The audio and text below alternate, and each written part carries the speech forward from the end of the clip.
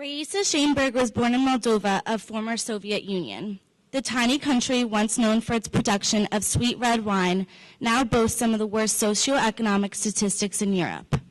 The country is sandwiched between Romania and Ukraine with no access to the Black Sea. It shares a language with Romania, which is a Romance language, and Russian is also spoken as a holdover from Soviet days. Raisa speaks native Russian, as she lived in Moldova when it was a part of the Soviet Union. Moldova is situated in an area of Europe once known as Bessarabia, which was home to a large Jewish population before the World Wars. The Jewish population shrunk dramatically, owing first to pogroms under the Russian Empire and then to immigration, primarily to Israel and the U.S., due to persecution and overall poor living conditions and lack of opportunity. Raisa's family elected to immigrate from Moldova, which was then part of the Soviet Union. Jews from the Soviet Union often immigrated to one of two places, the U.S. or Israel. Raisa's father wanted to move to the U.S., and after a long application process that included trips to the U.S. Embassy in Moscow, then the capital of the Soviet Union, for various interviews and health inspections, the family came to America in early 1992. Raisa's family left the Soviet Union right at the time of the upheaval that led to the downfall of the Union. Though barely being 10 years old at the time, Raisa was unaware of the turmoil. She recalls the first days of 7th grade when she moved to Hopewell and started at Timberlane, watching a video in Mr. Crickling's social studies class that depicted images of the Soviet states during that time. It was then that she began to understand her parents' difficult choice to start over in a new country. The transition to the U.S. was a challenging one for the entire family. Raisa's family arrived in the U.S. in late January of 1992 and 2 days later started public school. Though Raisa's family had taken English classes in Moldova to prepare for her move to the U.S., she quickly found that her English was limited and in many ways insufficient to keep up with her schoolwork. Harder than the language adjustment, though, was the cultural adjustment to a new curriculum in school, to not wearing a uniform to school, to making friends, and to the food. There was also an added challenge to her name.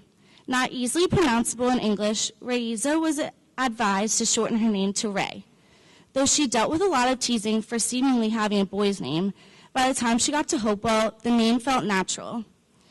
Raisa recalls Hopewell as a place that served as a bridge in her transition from a reluctant and perhaps a touch awkward immigrant girl to someone with a sense of belonging as an American. The teachers at Hopewell stand out in Raisa's memory as devoted educators who pushed their students to achieve to their potential and took an interest in the needs of their individual students. For Raisa, that meant teachers who did not overlook her still developing English. She focused her attention on areas that required work. This gave her the confidence to strive to function in English at a native level, which meant spending hours poring over handwritten essays marked up with the bright red pen by Miss Solomon.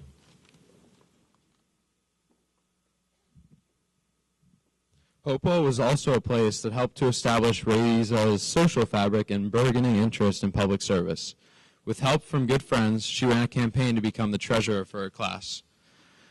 The strong academic environment of Hopewell and her outstanding classmates made Raisa realize that college was within her reach.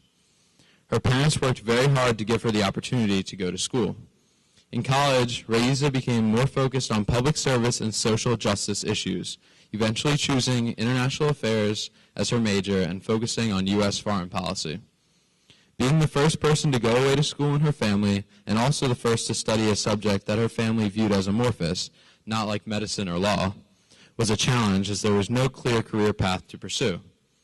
Her dream of being able to influence the foreign policy decisions of the highest echelons of the U.S. government often seemed like a pipe dream.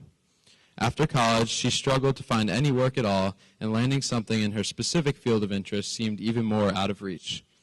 However, hard work, dedication, and maybe a little good fortune paid off. In the year after college, Raisa was living with her mom and trying to land a job in Washington, D.C. by sending resumes to open positions.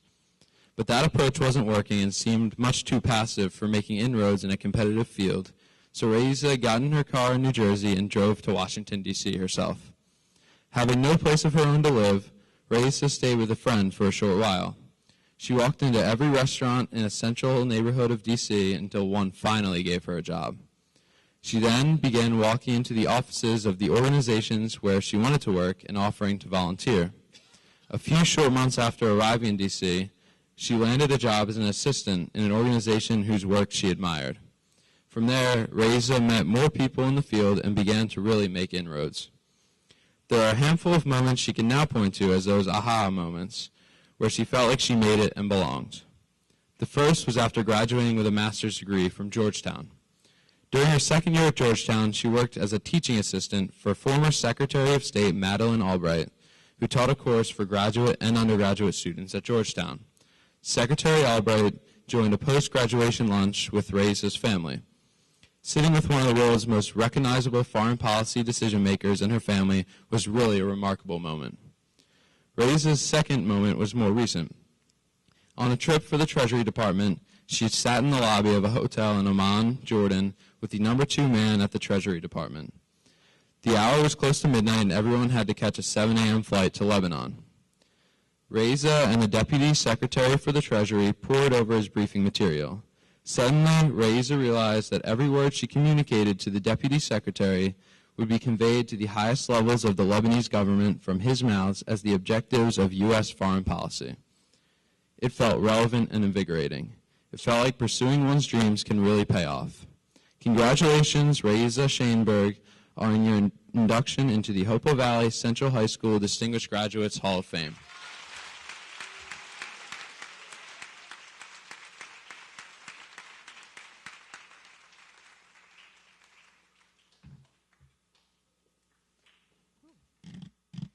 Good morning, guys.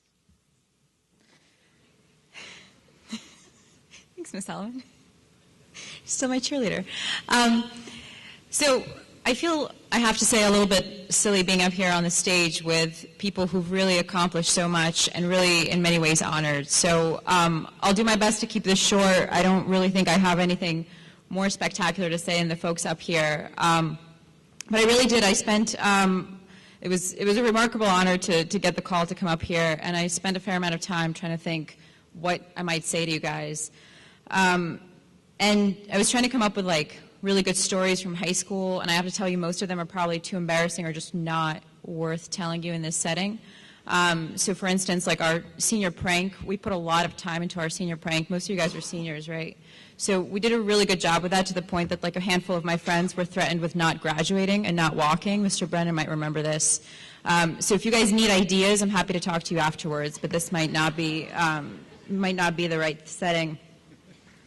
You know, and then I thought I'm not really a great storyteller, so I'm going to skip telling you guys stories. I'm not much of a public speaker or performer, so I really wanted to try to focus on a handful of themes that kind of keep coming back as I think back on my own experience and the years since my graduation in 2000, which in some ways seem like a really long time ago, but honestly have blown by in many ways. So before I march through all that, I really do want to underline how grateful I am to the teachers at Hopewell, particularly those teachers who really pushed me, who pushed my English, who pushed me to work harder, who didn't really let the small stuff slide. And again, for those of you who haven't had Miss Solomon, she really is the person who's done that for me in my life.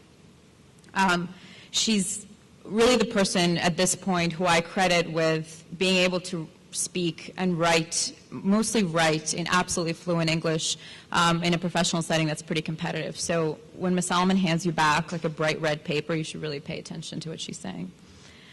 So on that last point, the point of being surrounded by people who don't let stuff slide, I want to go into my first theme that I wanted to highlight for you guys, which is that you really shouldn't shy away from the people who give you the hard advice, who speak the truth to you, and who are most critical, hopefully in a constructive fashion. I find that those are really the people in my life who've made me work hardest and who've made me grow the most. My second point to you is to take calculated risks. As you guys heard from my profile, it really was never a foregone conclusion that I was going to get to do foreign policy. There was no real reason that I was going to be able to succeed in that field. It really took a risk. It took me getting in my car in Jersey, driving down to D.C., walking in everywhere I could to volunteer my time, to make a point to people that it was really going to be worth it to invest in me. Frankly, if I didn't do that, I might still be hanging out in my mom's house sending resumes. My next point to you is to try new things. And by try new things, I don't necessarily mean like have a bucket list and go skydiving, go surfing in Bali.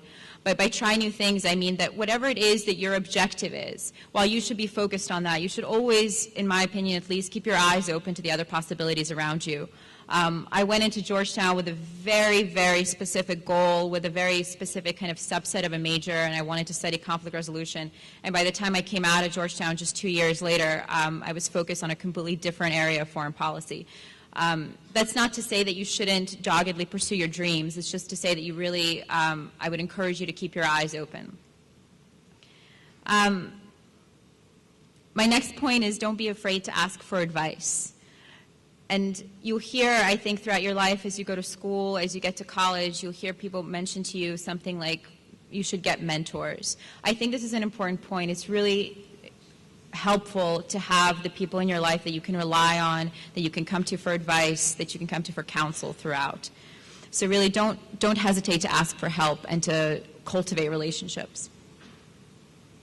My next point to you is about taking responsibility for your work. This is something I've learned in a professional environment, and some of these things I might be saying kind of sound obvious and simple, but really I think all too often it's easy to kind of say, well, I didn't work on this project, I didn't do this, I worked in a group or what have you.